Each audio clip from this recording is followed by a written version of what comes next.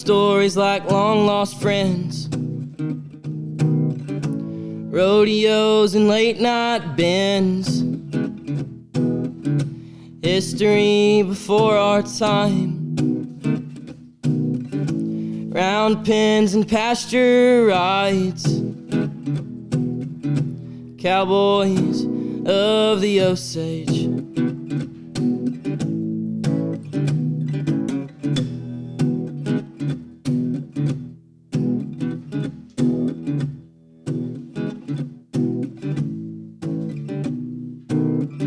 Okay, here we go. Hi, everybody. Welcome to another edition of the Cowboys of the Osage podcast, sponsored by the Ben Johnson Cowboy Museum, located in historic downtown Pawhuska, Oklahoma. Old Jimbo here, and you might notice Cody's missing today. He's a little under the weather, but we've got a good fill-in for him. We've got our old friend, Master Rawhide Braider himself, Mr. Jay Adcock. Jay, good morning, and who we got with us today? Good morning to you, Jimbo. Fine Osage morning. We have Domingo Hernandez from Miami, Florida, and Pablo Lozano from Argentina. Cool. Pablo's a master rawhide braider, lifelong braider, and Domingo is a associate to the TCA, Traditional Cowboy Arts Association, and I call him Pablo's agent. Is that correct, Domingo?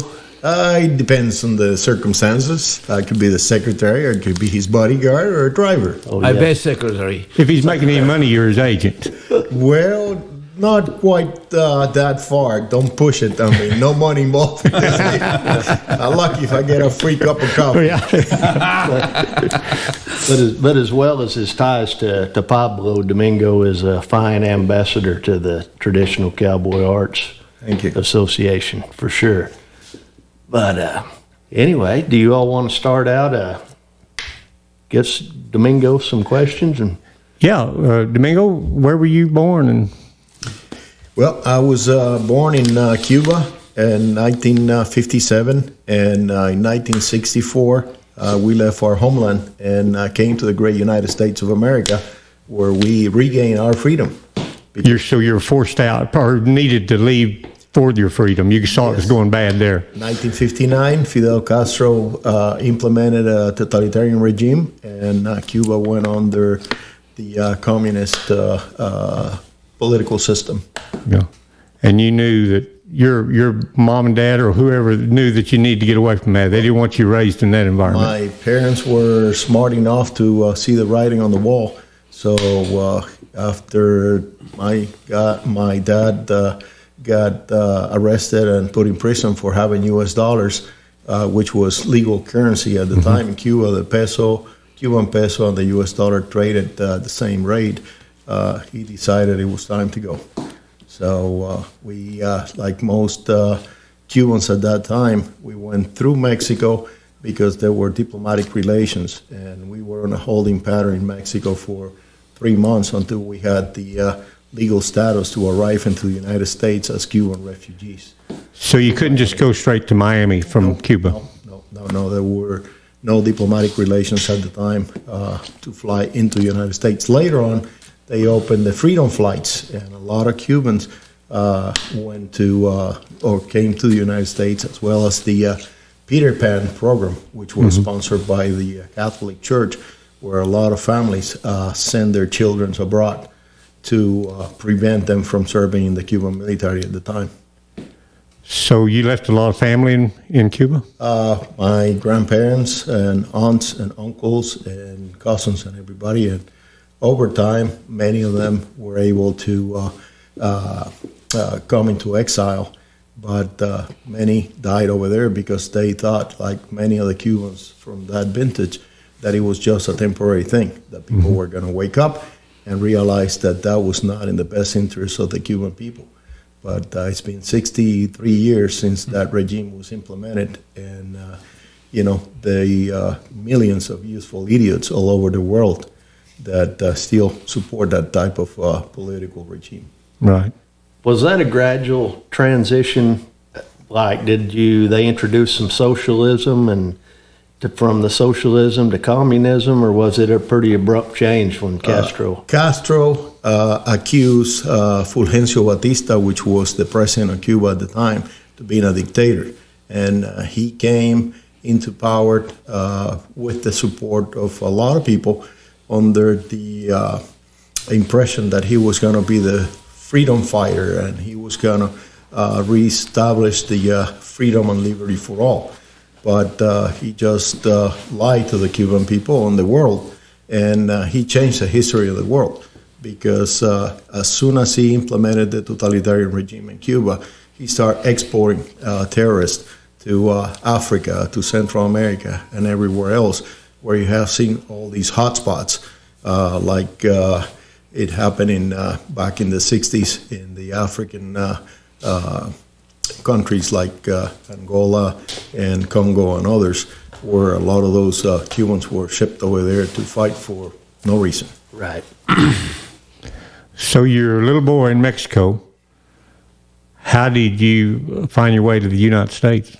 3 months in Mexico, and my father was going to the American Embassy on a regular basis, trying to get the visa so we can enter the United States. And finally, I guess people got tired of seeing him over there, and he asked enough times and to the right people until they grant us the visas, and then we traveled to Miami. Different to what it is these days for a lot of these immigrants coming to the United States. We arrived in Miami, and we have family at the time in Miami that were responsible. You don't get any handouts. I mean, you arrive, and you have to have a sponsor who was going to house you and take care of you until you get your feet on the ground and start fending for yourself. What did your dad do for a living? In Cuba, he owned a hardware store that he had to relinquish to the regime, the house, the business, the vehicle, everything. Mm-hmm. When you express interest in leaving the country, you resign to everything you own, and that at that time it becomes the property of the regime. And in Puerto Rico, from Miami, we went to Puerto Rico because it was very similar, the climate, the language, and everything. My parents didn't speak any English. So my father had a sister that had left Cuba with her husband in '59. He went to the University of Cuba. He knew Fidel, and he knew that he was Looney Tune. So in '64, when we arrived in Miami, we spent about a month in Miami. Miami, Florida was not anything like it is today. And we continue on to Puerto Rico, where, Cubans were welcomed with open arms, and same climate, same weather conditions, pretty much, the language and everything. My father went walking, and by the time he got back to the house that afternoon, he already had a job working at a local hardware store that he just stepped in and mentioned, "Do you need any help?" But the next day he was up for work, and from that day on till the day he died, he never quit working. His motto in life was honest work don't kill man. So do whatever you need to do to earn your keep honestly. Yeah, that's interesting for sure. So you went up high school, your education, Miami? No, I grew up in Puerto Rico for 23 years. I lived in the island and went to high school, went to the University of Puerto Rico, joined the Air Force, went and did active duty at a reserve outfit over there. And when I was working at the Air National Guard base, the Secret Service came into Puerto Rico during the Ronald Reagan administration, campaigning for George Bush, which was about to transition into power, and they used the air base as the hub for their operation and everything. I was in charge of the security of the air base, so they met me. We established some friendships, and they invite me to join the Secret Service. And year and a half later, I got hired to start in Miami, the Miami field office of the United States Secret Service, and did 27 years over there, traveling all over the world. And since I retired, I became Pablo's secretary, chauffeur, and bodyguard. How much training was there involved in to be a member of the Secret Service? The first step is to go through the process of selection process, which was very strict. A lot of my contemporaries were either law enforcement or military, and then once you get the job offer, you go to the Federal Law Enforcement Training Center in Glencoe, Georgia, where you spend about 18 weeks learning from defensive tactics to firearms training to driving to conducting investigations and everything on their scope of jurisdiction of the federal government. And after you complete that phase, then you go to the Secret Service Academy in Beltsville, Maryland, and you spend another 16 to 20 weeks, depending what time of the year and what year you go through training, because if there's a campaign, which is going to happen every 4 years, sometimes they interrupt the training and pull guys out as needed to augment in several visits. So after you finish your training, formal training, then you go to the field office. And when you really start learning on the field, because you always try to team up with some of your older agents in the office, and those become your mentors. And you learn, the street tactics, how to conduct investigations, how to do the surveillances, the undercovers, and everything else that it takes. Besides the fact the Secret Service is unique because you have the responsibility of investigations. That's what the agency was created in 1865 by President Lincoln before he got assassinated. And subsequently, after the death of President Lincoln, President McKinley, and President Garfield, the Secret Service was assigned an additional duty to protect the president and their families. So this day, we not only do the president and their families, but the vice presidents and foreign head of states. And when there's like major events, the Secret Service takes the responsibility to be the lead protective agency over there as well. Right. So. And see, Jimbo, I was under the impression that the Secret Service just took care of the president. And now my main responsibility is to keep Pablo out of trouble. Pablo's bodyguard. Yeah. He needs one. Normally.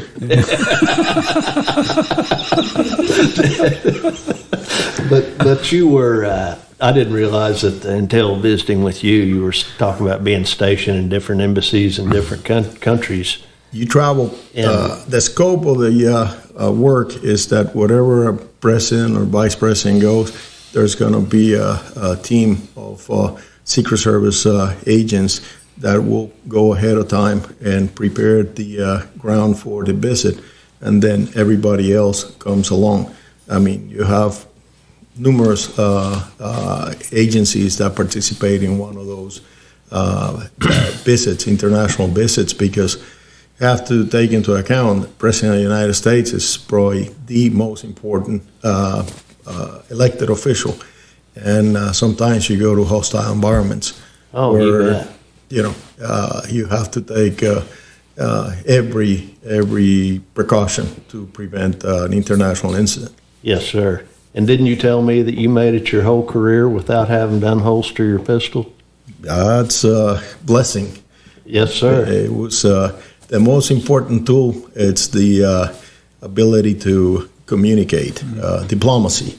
And sometimes you can de-escalate a situation just by telling people what to do and how to do it. And,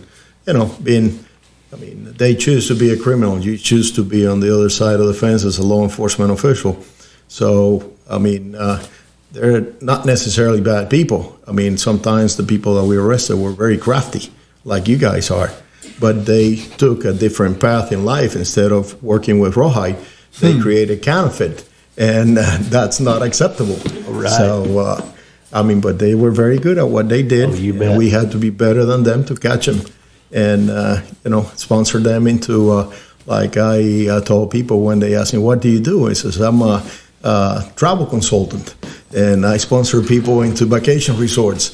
And not quite sure, but sometimes they came to the United States and spend time in one of our prisons here, or sometimes they spend time in their host country, because we were able to change rules in some of these countries where they punish the manufacturing, possession, and distribution of United States currency, which they don't see it as a problem, but to us it was affecting. As soon as that currency gets into the United States, it affects the local economy. And craftsmen like yourself, you sell something that it took you many, many hours to design, develop, and fabricate, and then when you get paid with counterfeit, you end up having problems with the law, besides the fact that you lost your goods and your time, but also end up with having problems with the law when you show up at the bank trying to deposit the counterfeit money. Right. Now, go ahead. I was just, were you ever assigned to protecting the president? I started in 1986 under the administration of President Ronald Reagan, and I was assigned to the Miami field office, so I was not permanently assigned to the detail, but we augment the detail, and every time they travel, they bring people from all over. You have to take into account the Secret Service is a small agency, and always been. When I started, we were about 1,300. Nowadays, it's shy of 3,000, but still a small agency. Small. And so we have to request the assistance of local, state law enforcement, besides other government agencies and federal agencies as well. And whenever the president travels, it's a big production. If it's traveling in the United States, it's easier because you can depend on your assets, and you know that they have the resources. If not, the military comes into play, and they provide a lot of resources. When you're overseas, it's a complete different environment, and you have to deal with whatever you can get. Some countries like Argentina, where Pablo comes from, they have a lot of resources, but you go to a country like Haiti, very limited resources because they're poor countries. And you have to bring everything and more, just in case. That's very interesting. What kind of firearm did you carry? Just curious. When we started, they issued the revolver, Smith & Wesson Model 19, 357, and we were carrying the submachine gun, the Uzi, and the shotgun. Over time, we transitioned from the revolver. 1986, there were some FBI agents that were killed in Miami. I remember that. Robbery. After that, the FBI started pushing to provide their agents better firepower, and they developed a pistol. Smith & Wesson developed a pistol that over time was the reason why they developed the caliber that the Secret Service adopted, which was a 357 SIG. We transitioned over time after all the testing and protocol to the SIG 226 and then the 229 and 357 caliber. We started with a 9mm. When they came up with the 357, the experts determined that it was a better caliber for our duty because it had the energy upon impact, it had the velocity, and not the over-penetration that other calibers might have. So remember, you could be sitting on an aircraft and you have to deploy your gun and take care of someone, and you cannot afford to have over-penetration over there. You can cause a serious accident. So the 357 has been very good. After the Secret Service adopted that caliber, other law enforcement agencies throughout the United States adopted that same caliber. And the SIG is a very good pistol with an excellent reputation. So it's like having life insurance. If you're going to buy a policy, you buy the best policy that you know is going to be there for your loved ones. With the pistol, you have to buy the best one that you can afford. And the SIG was always good to us. I always heard, it's probably an urban legend, but like they had their coats tailored where they'd have little machine guns over there and nobody could see it. Is that? discretion is paramount. I mean, you don't Right. want to be showing off. I mean, it's you have to carry the equipment that you need. Based on the mission that you're going to perform. But yes, you have to have all the right tools for Right. the occasion. Yeah. And Better to have too much and not enough. and practice. Yeah. I mean, practice makes perfection. And when you use some of those firearms, I mean, you get very quick at deploying it and how to use them. If you remember the incident where President Ronald Reagan was shot in Washington, I mean, that was a matter of seconds. And, he was loaded into the limousine and in his way to the hospital, and the situation was pretty much neutralized. Probably saved his life throwing him in there like Yes, that. indeed. I heard he was mad that they roughed him up, threw him in there. He didn't know he'd been shot, That was a life-saving Yeah. decision by the team that was working him Yeah. that day.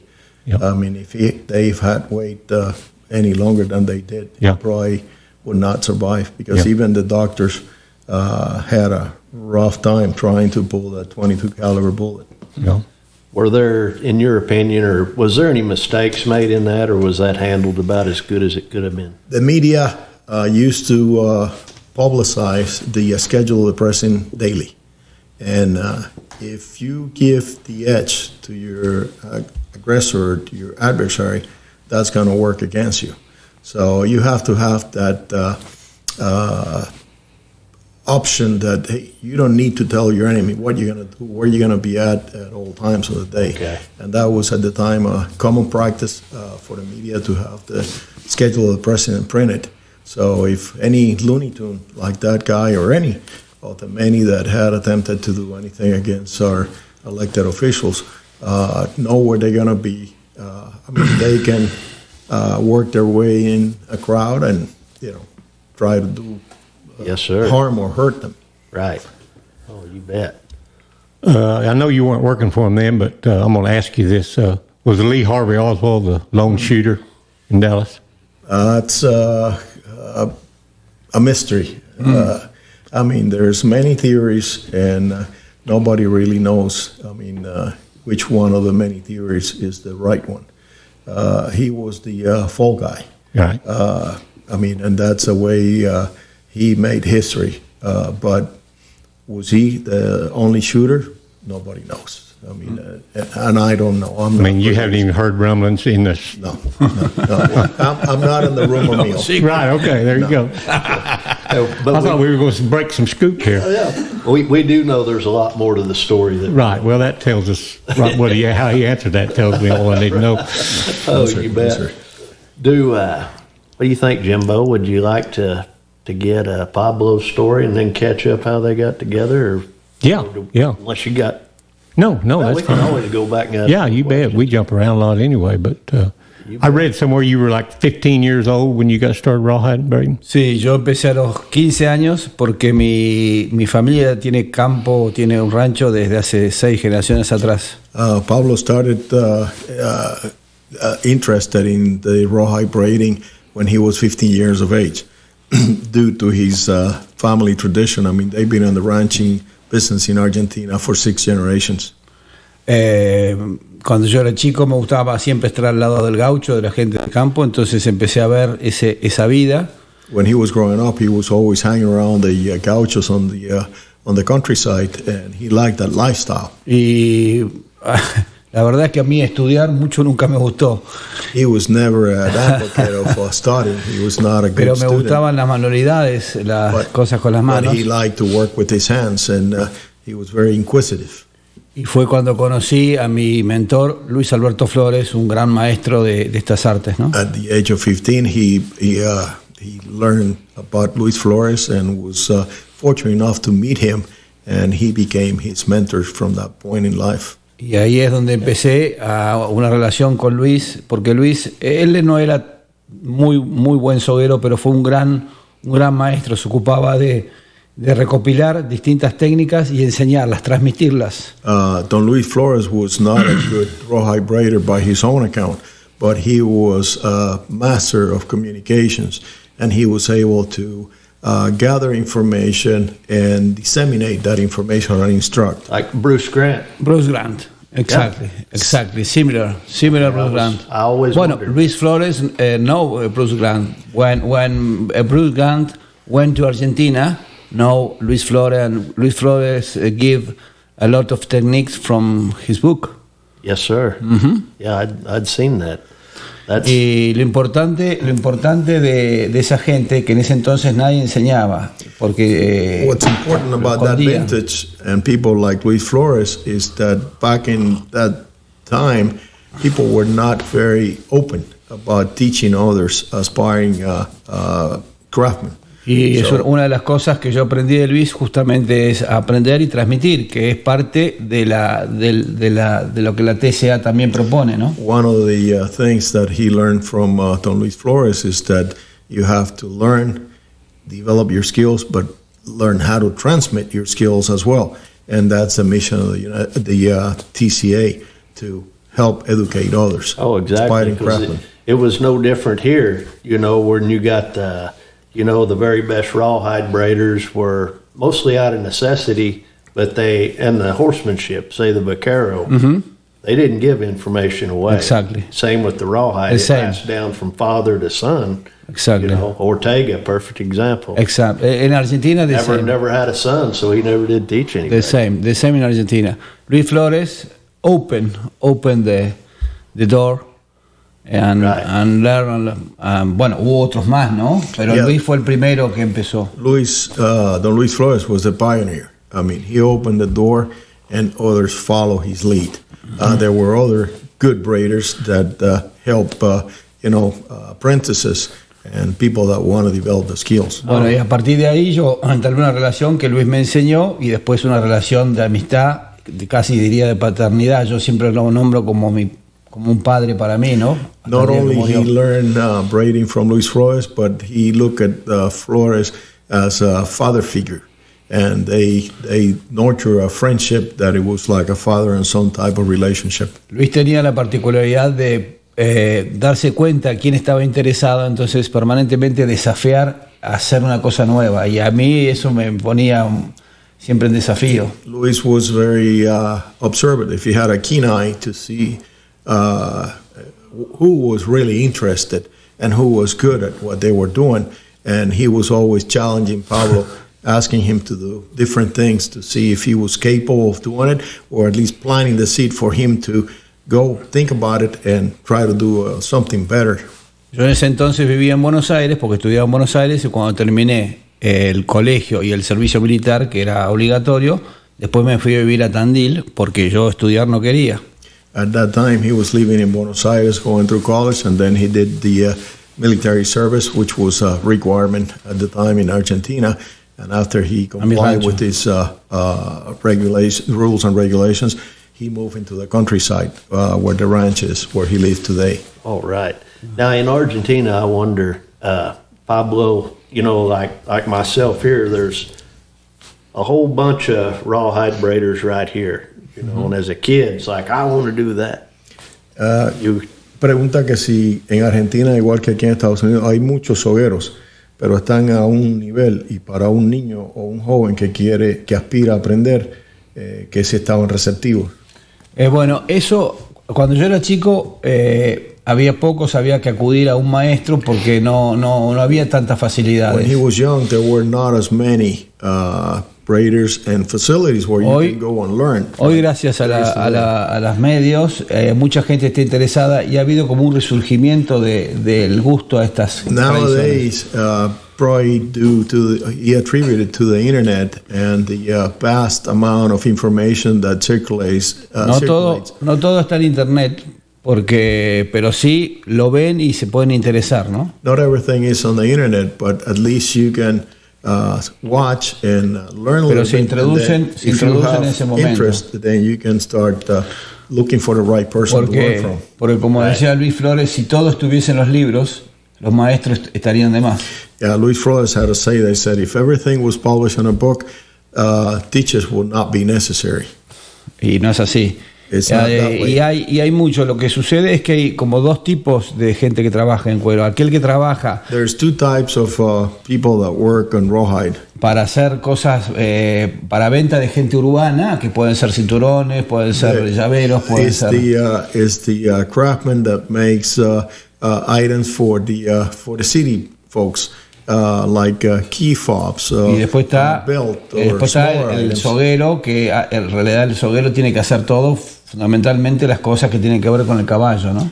And then there is the real the real braiders that are more in tune with the tools of the cowboy trade.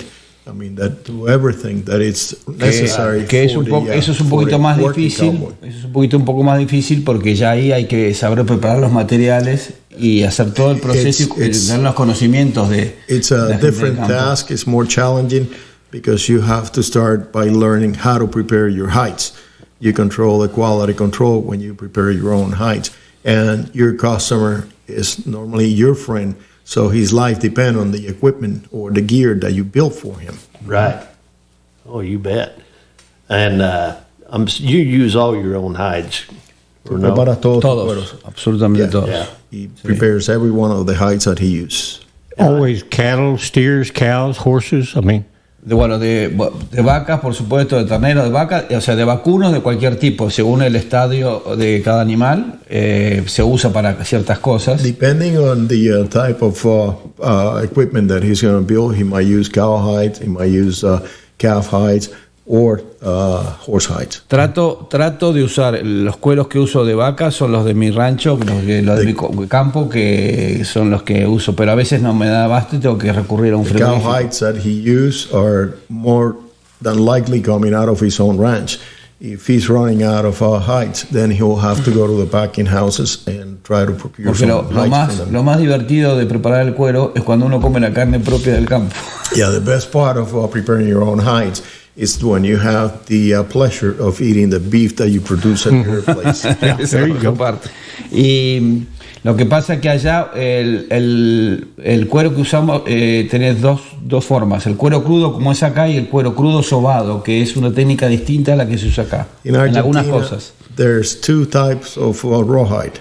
It's the rawhide like you know here in the United States, which is one type of rawhide, and then there is the other type, which is the softened rawhide or cowhide, which is Like the knife sheaths. where you Exactly. achieve that texture by pounding the leather or the hide with a wooden mallet. Y que queda como un leather, queda hablando como un And leather. it feels like leather. It has the texture of leather, but there's no chemicals involved in that process. It's just brute force. Exacto. Y entonces, en lo que es cuero crudo usamos igual que acá. Ahora, lo que es cuero sobado, son muy buenas las razas británicas porque son más fáciles de sobar. To prepare the softened cowhide, they like or they prefer the English breeds. Sí. They seem to have a better texture after they're prepared. Y en mi caso yo tengo un pequeño rodeo de Shorthorn, que es la raza que me gusta on más, his ranch, o Hereford. He has Paul Hereford. Shorthorn and Paul Hereford, and he likes to work with those hides. Y en cuanto al cuero de caballo, ya es tradicional. Yo sé que acá no es tan tradicional, ahora se empezó a usar, pero no es que matamos los caballos para sacarle cuero, sino que los caballos que se accidentan o que hay que certificarlos o simplemente se mueren. Yo ya tengo grupo de amigos y de veterinarios que cuando tienen un caso de esos me traen el cuero o yo voy y le quito el cuero y lo preparo. In Argentina, it's common to use horse hide. They don't kill horses just to get the hide, but they have a pool of veterinary doctors and ranchers and friends that have horse farms. And when a horse gets injured or dies, normally they save the hides for them, or they call ahead of time and they can take that hide off the creature. I'm glad you cleared that up. That's kind of a touchy subject here in the United States, you know. Dice que es un tema un poco susceptible aquí en los Estados Unidos. Sí, pero pasa así, porque no lo entienden. Nosotros no es que matamos los caballos para eso. It's important that you clarify that they don't kill horses just for the hides. Yep. I mean, the horses are those that are going, the hides that they use are from horses that they were going to Yeah, have right. to be destroyed. Inclusive pasa algo parecido acá cuando, por ejemplo, el cowboy guarda las cerdas de un caballo, entonces para recuerdo. Entonces es muy común que un hombre que ya tiene un buen caballo haya usado el cuero para hacer algunas cosas como recuerdo de un caballo. Along the same lines of cowboys that preserve the horsehair of a good mount to do something with it later on. In the Gaucho culture, it's good to save the horse hide of that good horse that you had and later on made something out of it that remembers, in memory of that. De todas maneras, el 90% del cuero que usamos allá los trenzadores, el 90 o más es de vaca.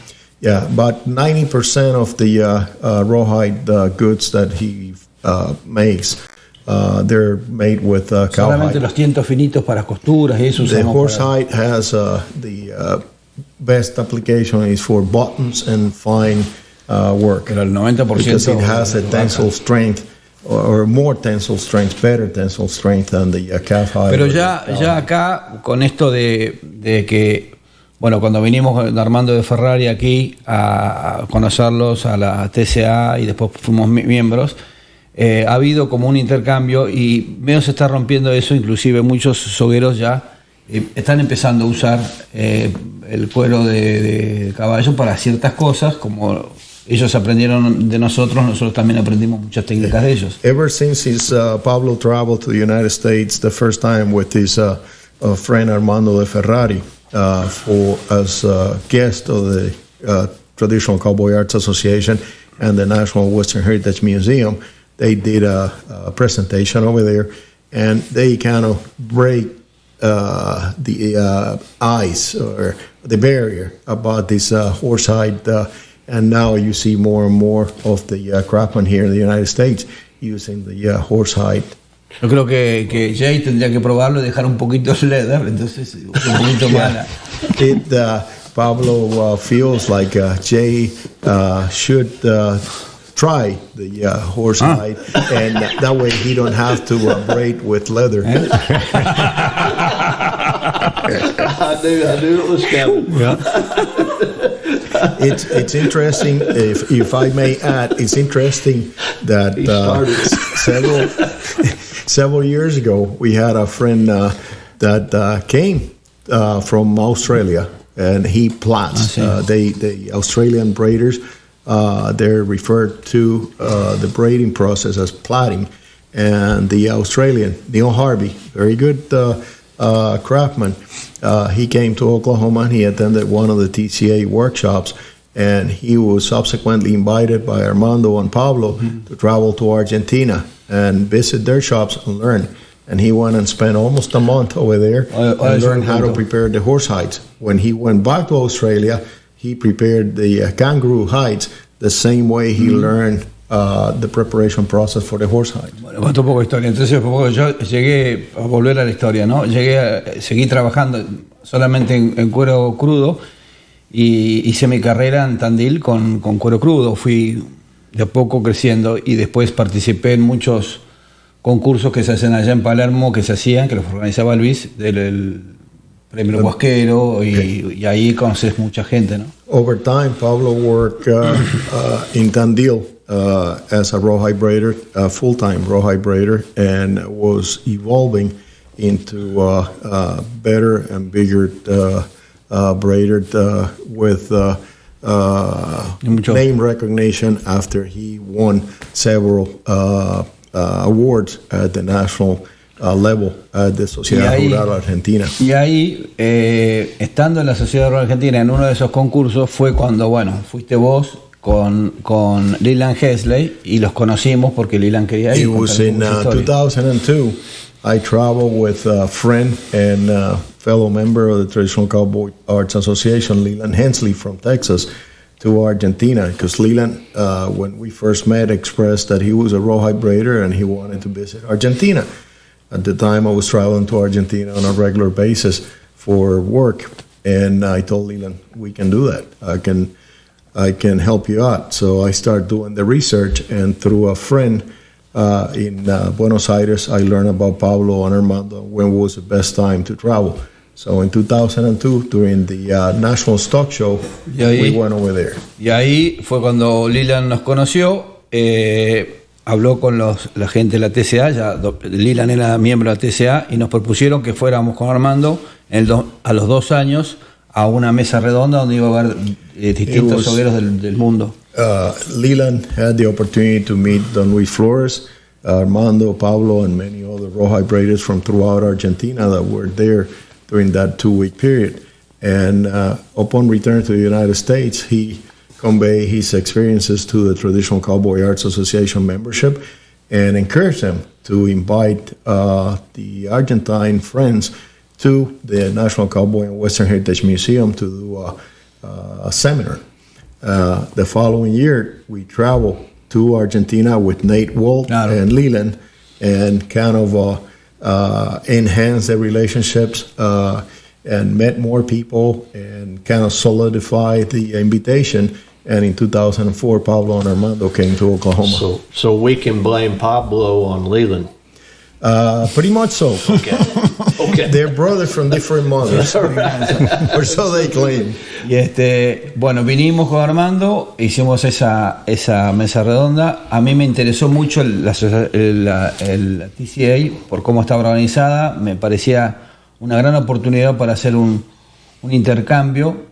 Pensamos que íbamos a volver y pasaron 2 años que no hubo noticias. Vinimos a otra exposición en Elko, Nevada, que nos invitaron a hacer una exposición, pero lo de la TCA quedó ahí. After that initial invitation by the TCA, Leland and Nate traveled back to Argentina, but they never received another invitation to return to the United States until 2006. Yo había quedado muy impresionado con la TCA. When they invited us to go to Elko, Nevada by the Folk Life Center. But Pablo was very impressed by the people that he met in Oklahoma and all the talented craftsmen. La oportunidad de hacer un intercambio, ¿no? And the opportunity to have an exchange of techniques, information. La cuestión que en uno de los viajes que Nate después vuelve a Argentina con Leland, yo le pregunté a Nate cuál era el impedimento para que yo y Armando, siendo argentinos, pudiésemos aplicar para pertenecer a la TCA. Subsequently, when Nate and Leland traveled back to Argentina, Pablo asked him what would be the impedimento. It will be any impediment for him to apply as a foreign national to become a member of the Traditional Cowboy Arts Association. Entonces él le preguntó, pues que quedaban pensando y dijo ninguno, porque es internacional. De hecho, hay canadienses. Yeah, then they respond, there's no problem. I mean, we have Canadians already as Inclusive members. Uno de ellos es francés, citizen americano, pero francés. And there's also a Frenchman that is a U.S. citizen. El único impedimento es que nosotros, si pasábamos a eso, podíamos usar nuestras técnicas, pero debíamos aprender, porque era Traditional Cowboy. The requirement was that if they were to be accepted into the Traditional Cowboy Arts Association, they can use the techniques, but they have to make the tools of the cowboy trade, because it's the American cowboy. Y ahí empezó el proceso donde tuve que aprender un montón de los usos. Si bien son parecidos al gaucho, tienen ciertas... From that time on, he has to start researching and learning, because even though the tools are somewhat similar, everyone's specific to a task. A little different. There's always... And I want to ask Pablo, too, because it's relating back to myself. When I first started braiding, I was 15, when about 15, started braiding and seeing stuff. And leather or horsehide? All rawhide. All rawhide, okay. Yeah, I had to work my way up to leather. Okay. So, but anyway, it's like you're a kid, learning to braid. If I can get to where I can just make a rieta. I'll be on top of the world. Cuando él empezó, igual que tú, a los 15 años, a aprender a hacer los trabajos de soga, pero él estaba siempre impresionado por las reatas. Las reatas, sí. And then you get to do that. You think you're pretty good, and then you see some other stuff. It's like, I can't do anything. And you learn to do that. You get up that next level, and then you see something else. Like, no, I still don't know how to braid rawhide. And there's so many people, and I didn't know till working with students the last 5-6 years Claro. that I really started being able to do that, work with other people. But everybody, they kind of got that impression like you were outstanding, like you got a gift from God that you just all of a sudden were a great braider. And that's not the case. Pero eso es educación, ¿no es cierto? Eso justamente las exposiciones, las asociaciones como estas, inclusive hoy en día los medios electrónicos ayudan a educar a la gente para que sepan diferenciar lo que es una pieza bien hecha o una pieza que recién empieza. Okay. ¿no? Education helps you as a craftsman of any discipline to evolve and get better. And the more exposure you have to other craftsmen in that particular trade, the better you're going to get at. When you teach, you learn. And nowadays, with the media, it also helps because you can watch different people from different parts of the world perform their trade, and I mean, always learn something different, something new, or implement some of those techniques into your work. Well, yeah, and I just think it's important for young people or anybody interested just starting out that you're not either just good or you're not. And people will say, oh, you've got a gift from God. I said, no, I got the gift from God, desire, dedication, and determination. Hay personas que no entienden y le dicen que él tiene que él es privilegiado, que Dios le ha dado un talento. Pero dice, no, lo que hay que tener es determinación. Work. It is work, and you've got to start and work your way out. Bueno, hard work and determination. Todo tiene un proceso, como los medios electrónicos son buenos para difundir, tienen partes que no son tan buenas, porque la gente hoy los jóvenes piensan que todo tiene que ser inmediato, todo tienen que saberlo ya y todo tiene que ser ya, y no, esto lleva procesos de experiencia para darse cuenta cuál es mejor. The media has been helpful to train people, but the media is also two-edged sword because people think that sometimes it needs to happen right away.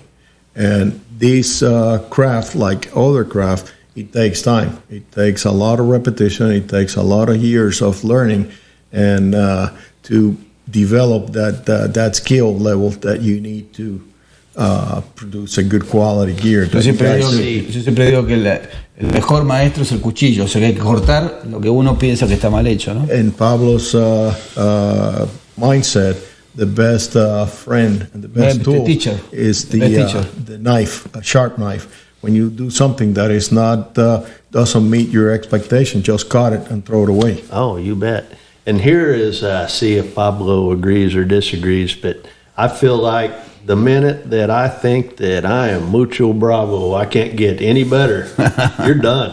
Claro. Yeah, dice que el día que tú te crees que tú eres lo máximo, ahí ya está fracasado. Sí, hay un dicho que decía el Martín Fierro, ¿no? There's an old saying from Martín Fierro, an old Gaucho from Argentina. Que entre los versos era un libro que decía todo aquel trenzador algún día encuentra lo mejor.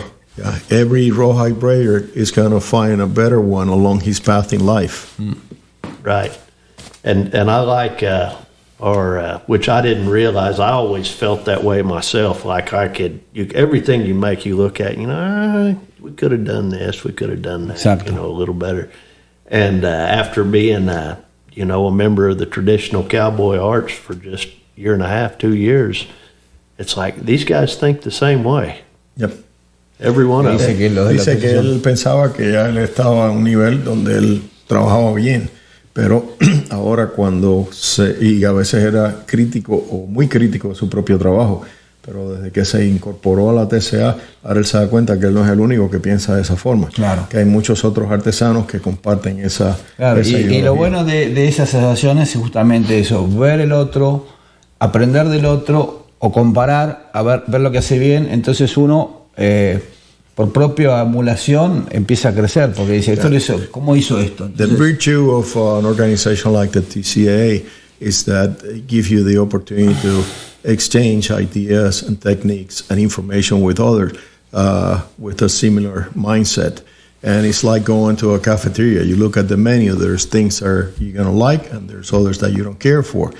But from every one of those interactions, be a workshop, be a seminar, you will learn something. You will take something back to your shop with you. Oh, absolutely. And you also learn to be very tough critic of your own work, which... Sí, tú eres el peor crítico de tu propio trabajo. Sí. Yeah, you're going to be your own worst critic, but at the same time... No todo el mundo piensa así, ¿eh? At the same time, you have to acknowledge that there's going to be people out there that they think they are the best of the best. Yeah. And they're at the pinnacle of their career.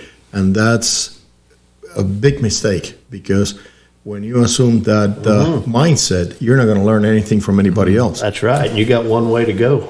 Downhill. Y aparte, esto, independientemente que es un trabajo, en mi caso, ¿no? En mi caso, si yo en cualquier trabajo que hago no tengo un desafío, no me divierte. Si no me divierte, dejo de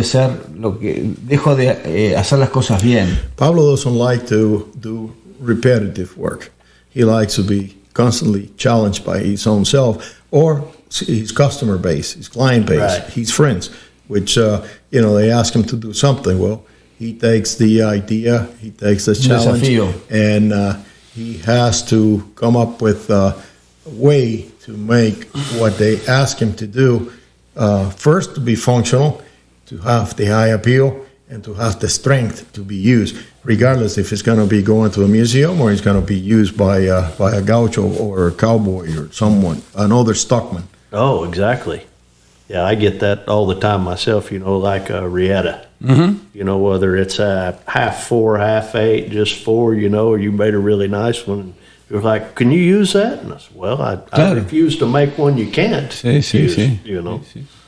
No, y después hay una parte de la gente que, por ejemplo, el show de la TSA, hay una parte que no la ven, los clientes no la ven, piensan que uno hace una cosa, en mi caso, lo de siempre, ¿no? Y que ya está y quedó lista.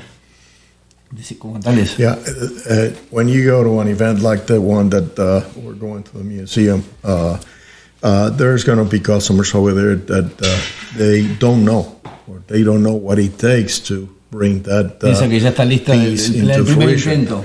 Yeah, they think that the first time you attempted to do it, it was just un ejemplo de eso es, por ejemplo, yo llevé ahora una reata a la TCA, que le había pedido una Honda a Wilson Capron hace 3 años. Yeah, the reata that he made for this year's TCA show, it's been a work in progress for the last 3 years since he got the Honda from Wilson Capron. ¿Qué pasó? En estos 2 años intenté hacer lo que yo quería que fuera para el show, y por supuesto que... Y yo veía que no era una reata que tuviese una show, así que pasaron 2 reatas que las tuve que tirar o las usé para otras cosas.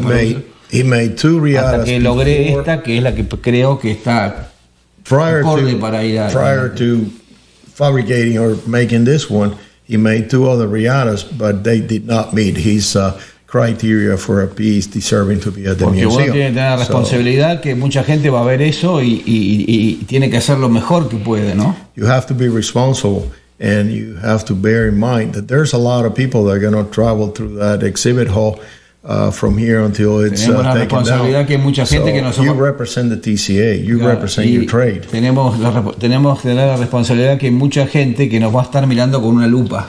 Yeah, and there's going to be people that are going to be bringing a loop or a magnifying glass over there, and they're going to be wondering, well, why is this guy deserving of having Después a piece here podemos at the hacer museum? muchas piezas para uso que sabemos que va a ser fuerte, qué sé yo, pero no tiene que ser lo mejor que podemos, ¿no? Yeah, when you're making something that is going to be on the TCA exhibition and sale, and it's going to be photographed and published on the catalog, you have to try to do the best you can. I mean, and it's always a challenge because you never know how that rawhide is going to react. I mean, and the rawhide will dictate the application. Oh, yeah. You don't force the rawhide to do something. Yeah.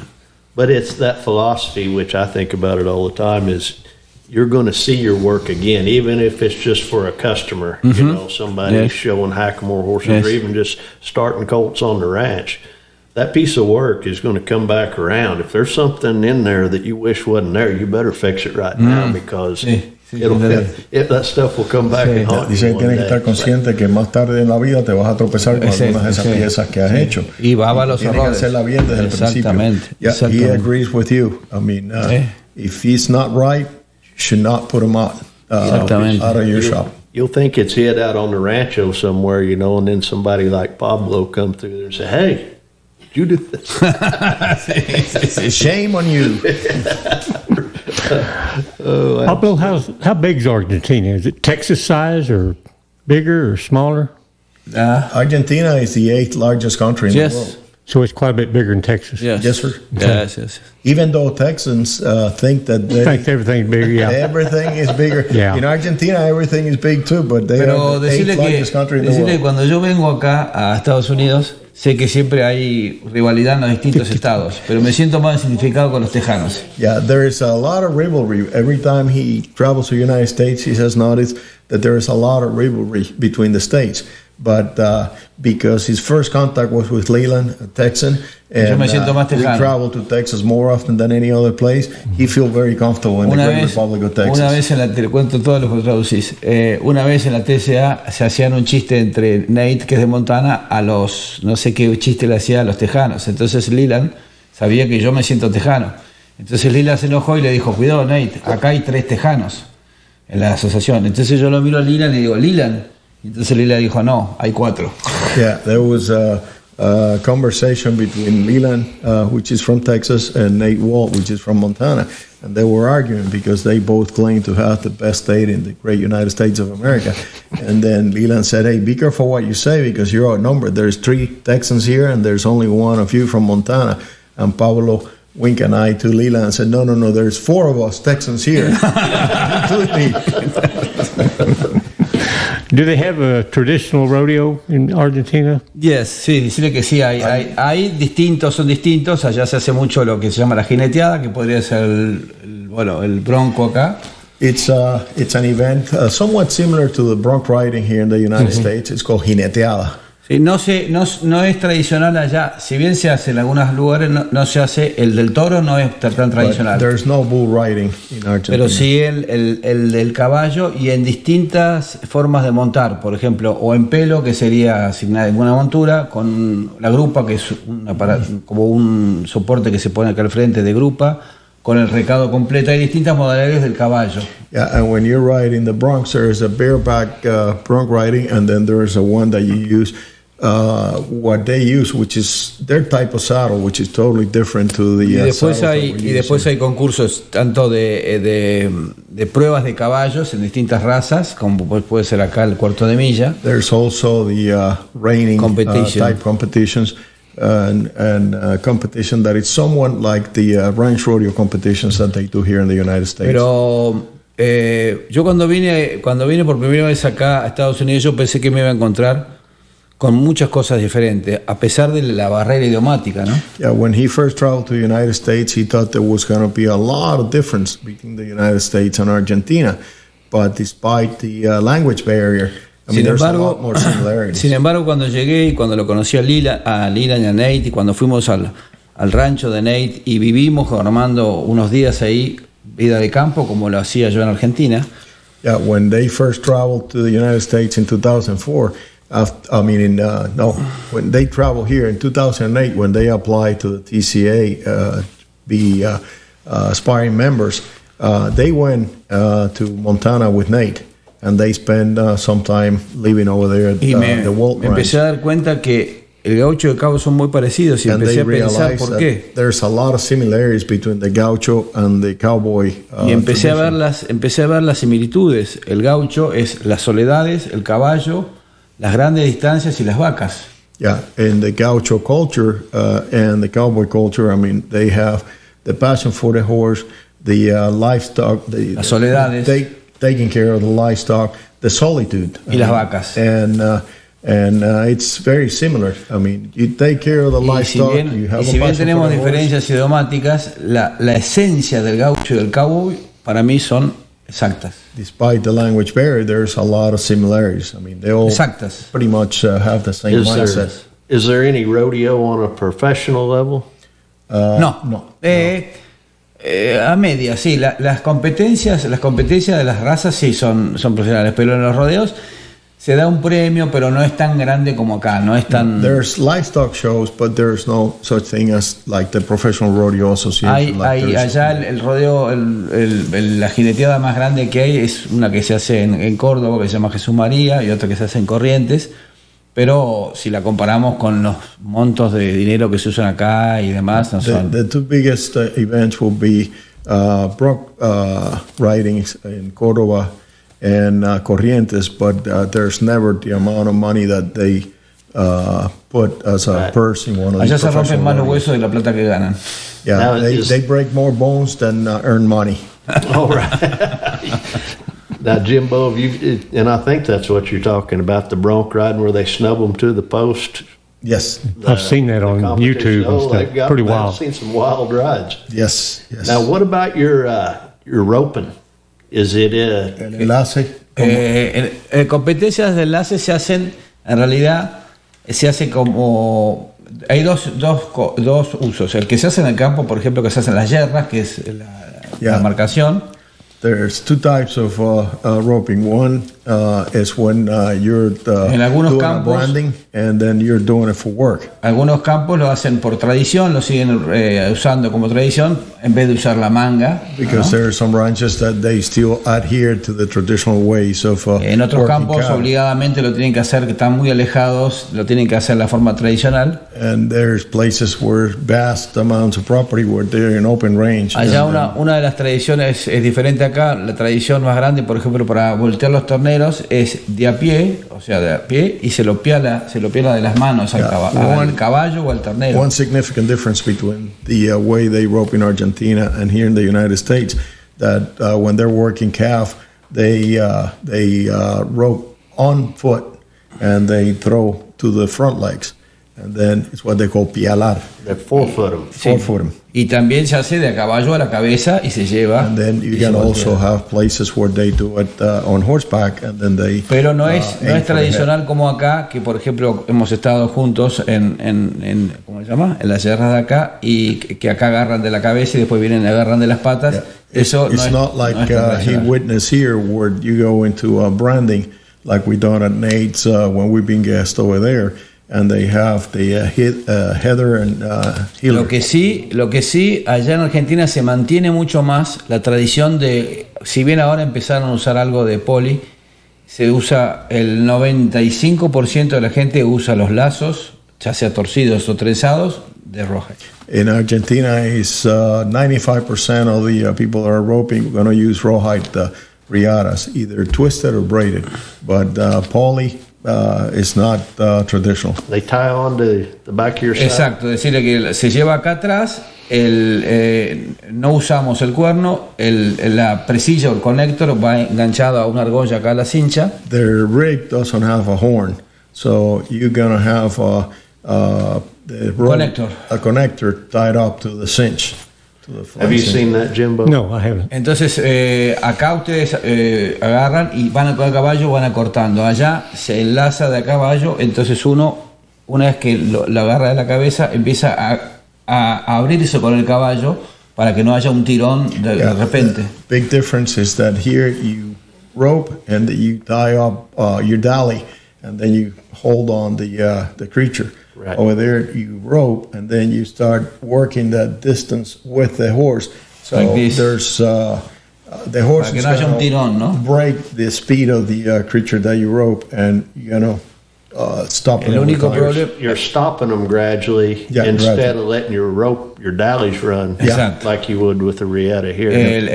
Tiene un grado más de dificultad el tema de peligro, porque si uno, por ejemplo, enlaza uno y el lazo se yerra de las patas o alguna cosa así, es un poco más peligroso, pero en esos casos uno recurre o a sacar el conector, que es un poco difícil, o directamente sacar el cuchillo y cortar. There's a certain risk factor over there because you can always tangle up the riata into the horse's legs, but that's when it comes handy to have a sharp knife, and then you just got it.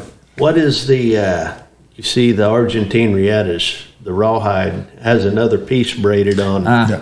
Eso sí, la última parte del lazo nosotros le llamamos yapa. Yeah, that's the last probably Que es más o menos una brazada. segment of the riata. It's going to be called yapa.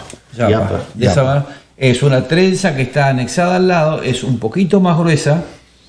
It's going to add strength to Que the tiene riata. dos funciones. Una es que sea más pesada, entonces cuando uno tira el lazo va más lejos. It also adds weight. That way, when you throw in the riata, it will travel a lot farther. So Porque it's on the Honda end. Exacto, viene el There's ring. there's not a Honda. It's a metal ring, medio Oh ring. yeah, right. Después viene la yapa, que son más o menos 2 metros, an arm plane. y después viene el lazo. Eso tiene dos funciones. Uno, que sea un poquito más pesada, porque el tipo de tiro de lazo en Argentina es más parecido a los californios. Yeah, the way that they rope Muy in similar a los Argentina californios. is somewhat similar to the California Con vaquero. las armadas grandes, big loop y With a lejos. big ¿no? loop and long distance. With coils, extra coils. Exacto. Extra coils Sí, on your mira. hand. Y después, la segunda función de la yapa es que como se usa la argolla de fierro, es muy común que ahí se desgaste más. Entonces, cuando se gasta la yapa, se cambia solamente ese tramo. And the other function is that because you're using that metal ring, there's going to be more wear and tear on that segment of the Oh, riata. yeah. You So replace it. once it's worn Se out, reemplaza just cut solamente. it and build up the yapa back to where you cut, and then you have shorter riata, but a good, useful riata. Have you seen those, Jimbo? No. Where they just kind of fasten Claro. together in an extra section. Más o What, menos 6 2 metros. 6 foot? Sí, Yeah. 6 foot. Okay. 6 foot. It's like a separate part of the riata and got A little bigger. ¿Eh?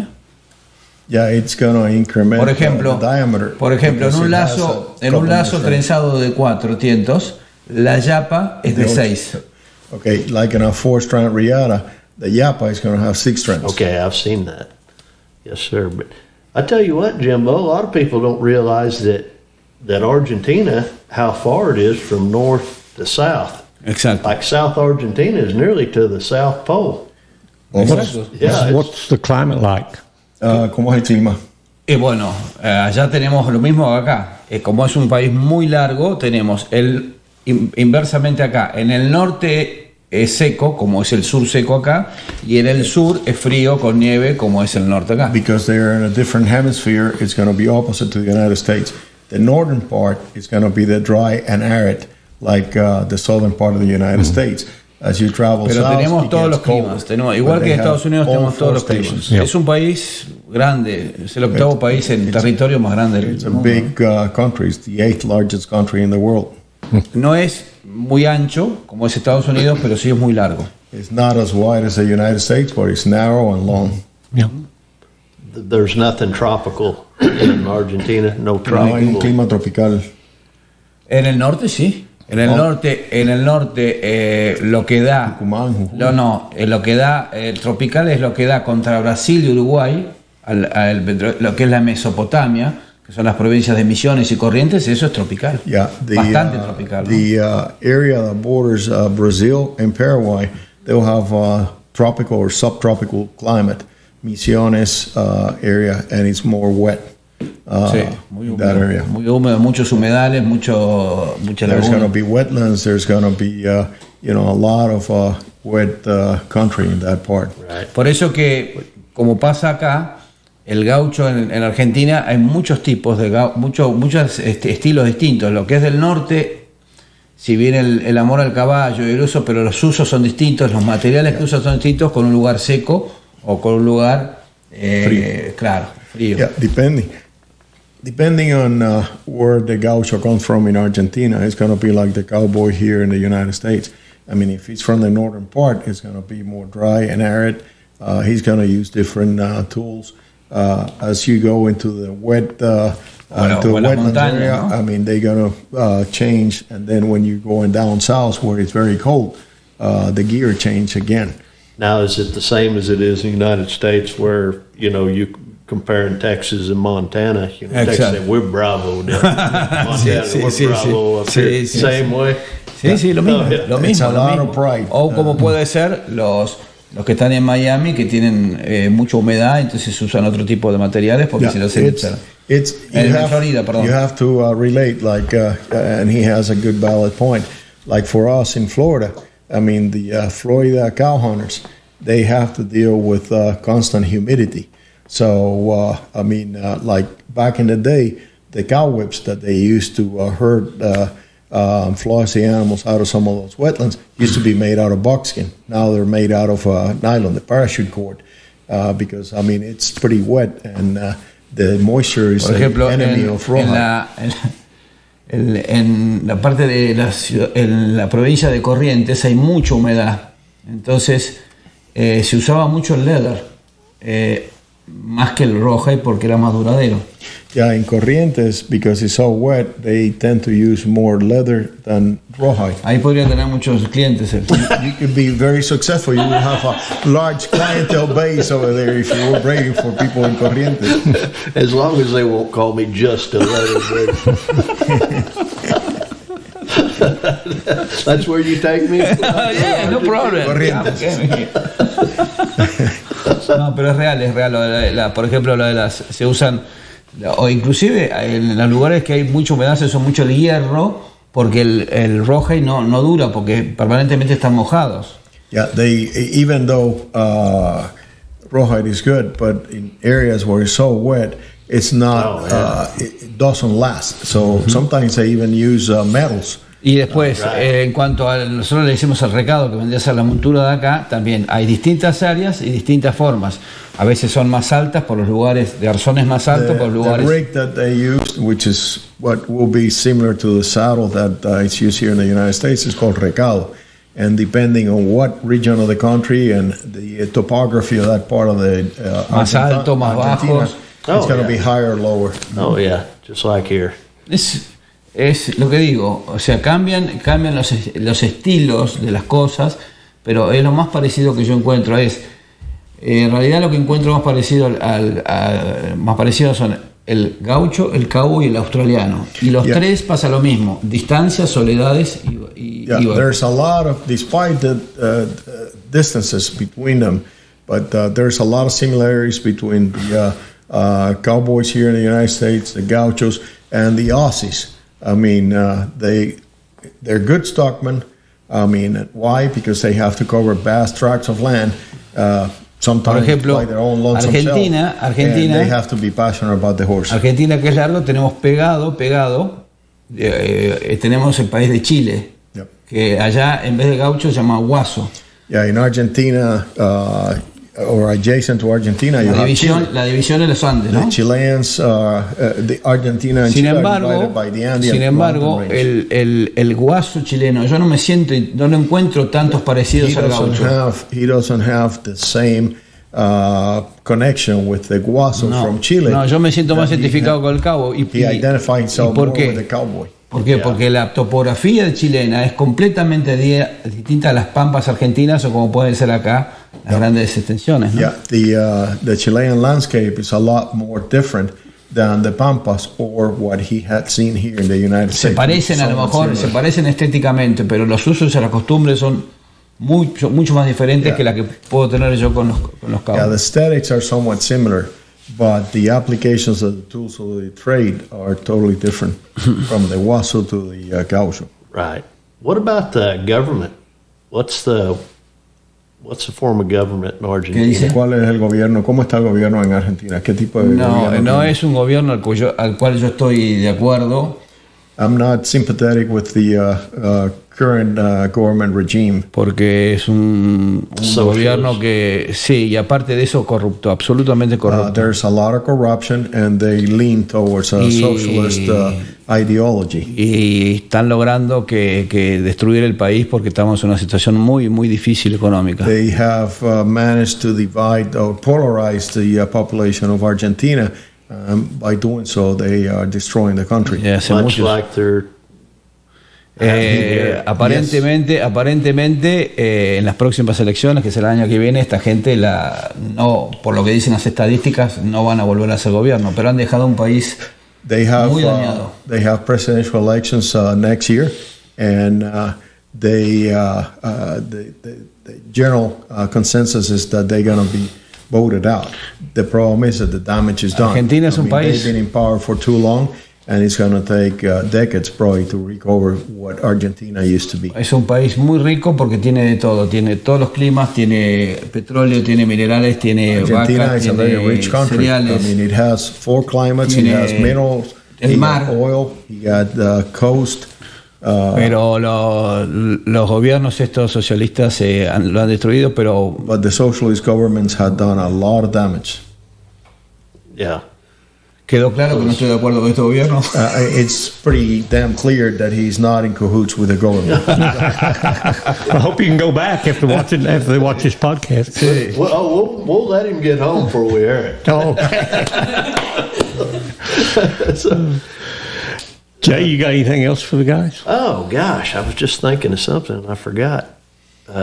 Do you see much difference, say, in our government and society when you go from Argentina to the United States? Is there...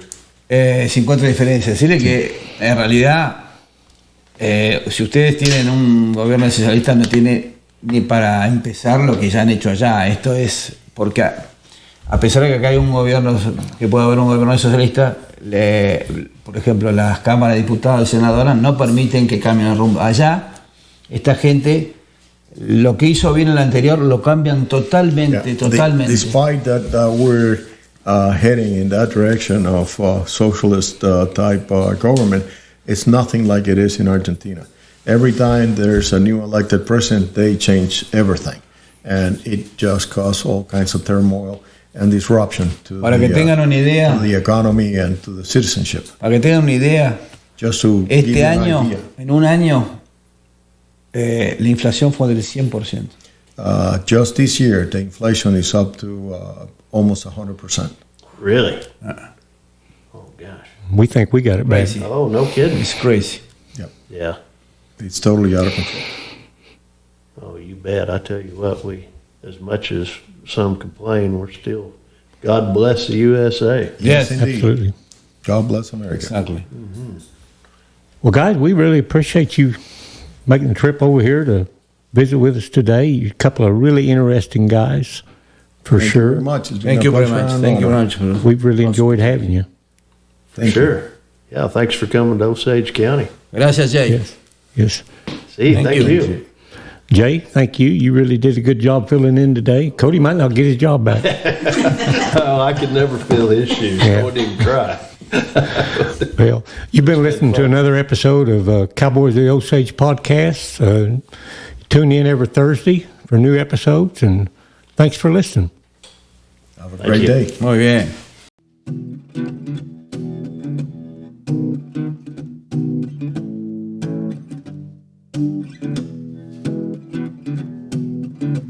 Old stories like long lost friends, rodeos and late night bends, history before our time, round pens and pasture rides, Cowboys of the Osage.